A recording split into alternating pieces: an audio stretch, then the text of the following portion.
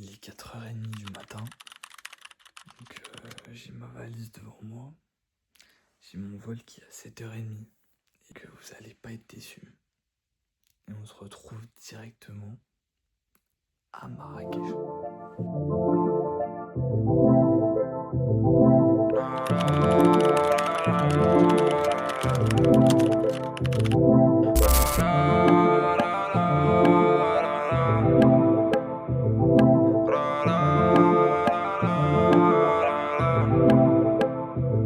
Va pa' la disco con mi nada de Louis con los tacos y la cartera entera.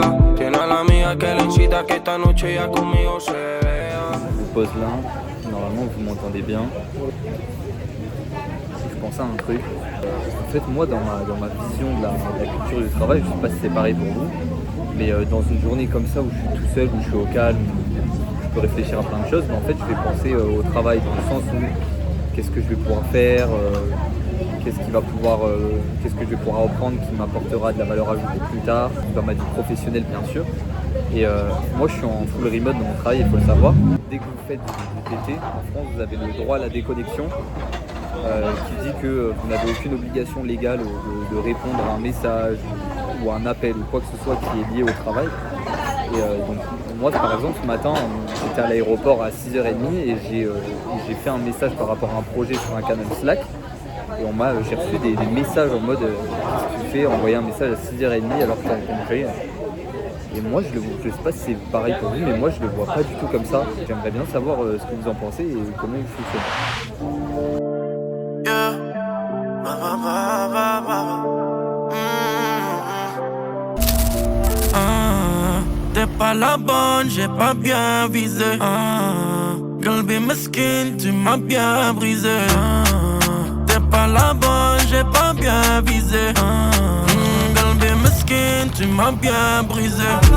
Entendiéndote, paso mi tiempo teniéndote. No sé cómo estás queriéndote. No sé ni cómo comprenderte, oh. Entendiéndome, paso mi tiempo teniéndome. Paso mi tiempo obligándome. No sé ni amar y tomándome. Moi je t'aime, le RS6 qui t'amène. Tu joues pas la peine.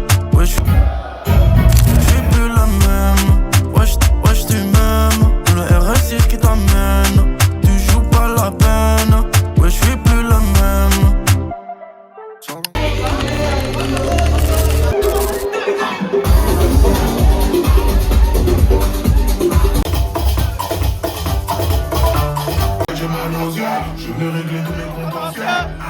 Estando lo malo, yo digo que a ti te prefiero antes que un palo, pero sin el palo. Dime la vida como yo la afronto yo solo, yo no doy regalo. Si esa me quiere por lo que quiere yo la calo y no me igualo. Mira tus ojos mientras yo le doy otro calo. Solo fumo, no inhalo. Yo no hablo, yo disparo. Solo me busco. C'est qui fait le... Bon, les gars, Contexte. On se retrouve dans notre petit format habituel. On est à Marrakech. On est parti à Marrakech. Je pense qu'un truc qui peut être bien, c'est de te laisser te présenter, Maxime. Écoute, moi je m'appelle Maxime Fleury, donc je suis dans la même classe et dans la même école que Léo. C'est pas noté, frérot. Hein? Donc je travaille pour les établissements La Place. On est fabricant de portails, portillons, clôtures et aménagement extérieur. On a du coup cofondé Previa Pro, une solution dédiée dans un premier temps à mon entreprise. On va déployer ça nationalement. Nationalement. Exactement. Dans un premier temps Ok. sur la région Bon. de la Gironde. C'est cool, franchement. Après, vous êtes Ouais. déjà allé, donc vous connaissez. Ouais, c'était en 2024.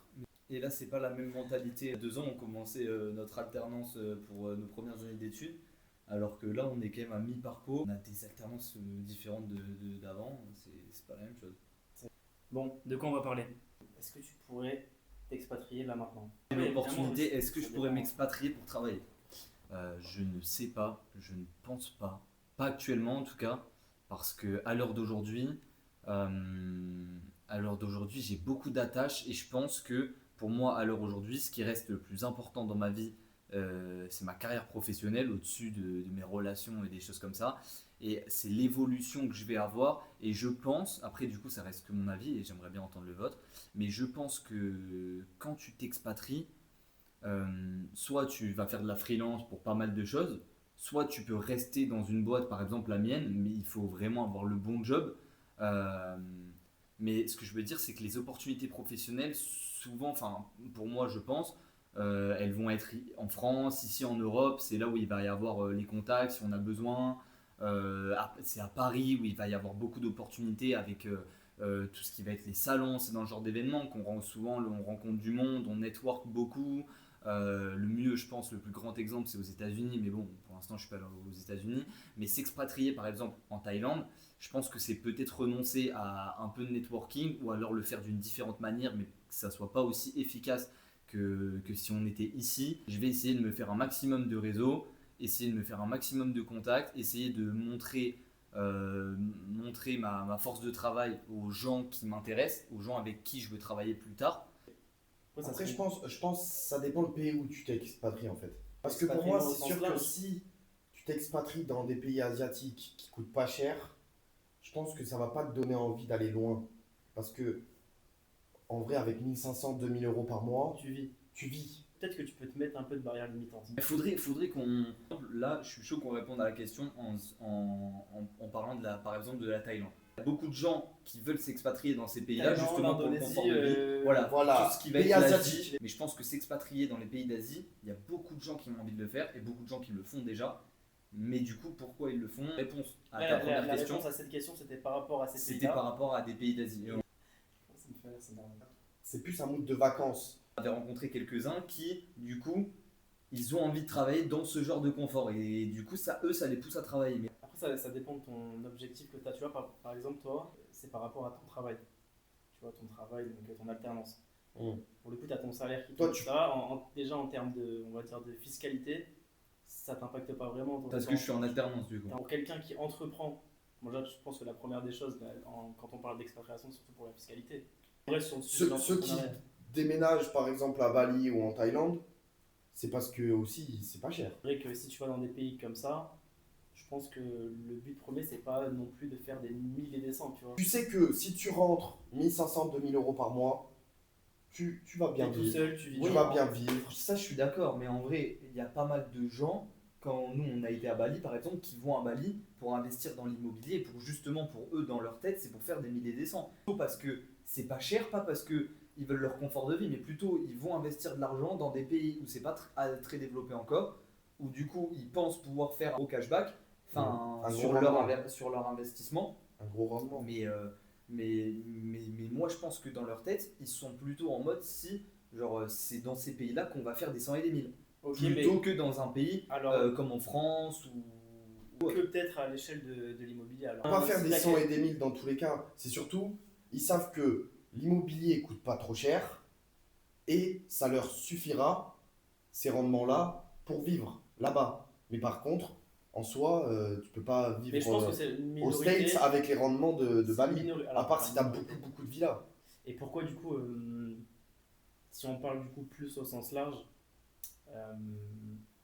les meilleurs pays pour s'expatrier. Et par exemple, en soi, nous, demain, on gagne très bien notre vie. Moi, je pense que même je resterai en France. Parce qu'en soi, on est bien en France. Tu vois.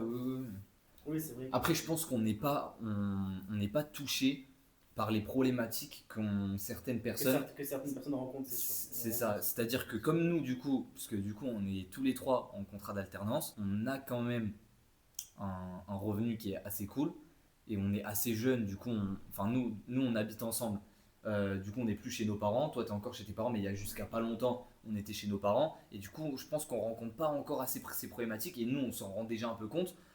Ces problématiques de loyer, de courses, de tout ça qui sont très chères et qui du coup font pourquoi les gens s'expatrient un petit peu. Ouais. Nous on n'est pas encore assez dans la vie active, je Et dirais, peut-être que- pour se rendre compte de Voilà. tout ça. C'est ça aussi, je pense que les personnes qui ont ce déclic de s'expat, ben, c'est ces personnes qui sont confrontées à ça et qui vraiment, tu vois, le jour où on va se rendre compte qu'on est vraiment taxé, parce qu'aujourd'hui on n'est pas encore face à la réalité des C'est choses. ça. Mais le jour où on va voir, alors il y a ça, cette taxe, ça. Après, on l'a déjà vu juste avec la création de la société, tout ce qu'il y a à payer. on l'a hein. vu. Ok, nouvelle question. Si demain, par rapport à Previa, Pro, si demain vous deviez repartir de zéro, sachant que votre entreprise elle a, je dirais, à peu près un mois, qu'est-ce que vous changeriez? Moi, si je devais le refaire, de repartir de zéro, en vrai, je pense que je changerais rien. Parce que l'équipe est bien, on a construit un truc solide. On est parti sur de bonnes bases. Moi, là où j'ai eu l'idée, c'est directement avec un de mes clients. On a cette opportunité-là, que moi je travaille déjà dans une entreprise d'aménagement extérieur qui vont prendre la solution. Donc en plus, je vais pouvoir avoir tous les feedbacks. Donc en vrai, je ne changerai rien à ça. Moi, je rejoins Maxime. C'est vrai que je parle beaucoup pour mon expérience personnelle. Et on ne sait pas poser de questions. C'est ça aussi. Voilà, c'est ça. Donc, par rapport à ce que j'ai fait, moi, tu vois, avant, donc j'ai lancé quelques business, j'avais une micro-entreprise, tout ça. Et par rapport à ce que j'ai pu faire, je pense que j'ai perdu beaucoup de temps. Alors, le temps n'est jamais perdu, alors ça dépend voilà, comment tu fais les choses et tout, mais en fait, j'ai passé beaucoup de temps à être dans la théorie, tu vois, essayer de savoir, anticiper, comment ça, me poser beaucoup de questions, et du coup, ne pas être dans l'action, tu vois. Et ça, je pense que dans tout ce que j'ai entrepris, c'est la chose qui m'a apporté le plus préjudice. Dans le sens où, voilà, tu penses à... En plus, on en parlait un petit peu dans la vidéo quand on était... Que le plus dur, ouais, c'était le premier pas. Le plus dur, c'est vraiment l'action. Et là, ce qui est bien avec cette idée qu'on a eue, c'est que, tu vois, le soir même, on a évoqué l'idée, voilà, toi, tu m'as parlé de ça, et on s'est dit, ah ouais, attends, il y a ça, mais ça aussi, c'est une bonne idée, alors, oh, putain, on peut faire ça, ça, ça, et en plus, là, on est 3, et là, Raphaël arrive, et du coup, Raphaël, qui, lui, est très calé dans tout ce qui est, voilà, développement, tout ça, on lui parle de l'idée, mais les gars, moi, vous me trouvez un client, vous en parlez et tout, on le fait dès demain, on fait un truc fonctionnel. Et ce qui est bien, c'est qu'à partir de ce moment-là, on a créé le site direct. On a créé le truc. En fait, c'était que de l'action. C'est ça. Il y avait zéro moment où on disait, ouais, mais non, on ne peut pas. Nanana. En fait, on était, j'ai l'impression, inarrêtable. C'est ça. Non, mais c'est vrai, en vrai, inarrêtable. Attends, dans le momentum. Non, mais ce qui est incroyable, c'est ça. C'est que le dimanche, on crée le site. Le lundi, j'étais là à exposer à l'entreprise. À mon entreprise. C'est ça. Et je pense que c'est ça. C'est pour ça que je ne changerai rien à ce qu'on a fait. Parce qu'en soi, alors, c'est la première boîte qu'on lance. Donc on n'a pas le recul aussi nécessaire pour dire vraiment quelles sont les erreurs primaires, etc. Mais en tout cas, sur le ressenti que j'ai actuellement, franchement, moi je considère d'avoir fait. Qu'on ait fait plutôt les choses bien, quoi. C'est ça. Idée, validation. Validation de marché, et création. En allant parler à ton responsable, en allant sur des salons professionnels, en démarchant, en posant des questions, en ayant du feedback, ajustement, création forcément du service, etc. Toutes les idées, on les mettait à plat, on les importait directement dans le service. Donc en soi, non, je pense que vraiment l'action, c'est ce qui fait en tout cas que... Et vous aurez peut-être un peu plus de recul dans quelques temps. Voilà, And I know this thing real enough. Down baggy, don't let go. You feel like peace to me. I've been moving so low, but now I wanna be. When I say I wasn't, you don't say much, but I feel it though. You make it feel simple, like I've been here before. Down baggy, don't let go. I feel you in my soul, even when we quiet, you still feel like home. When I say I wasn't, you don't say much, but I feel it though. You make it feel simple, like I've been here before. Down baggy, don't let go. I feel you in my soul, even when we quiet, you still feel like home. When I say I wasn't, I love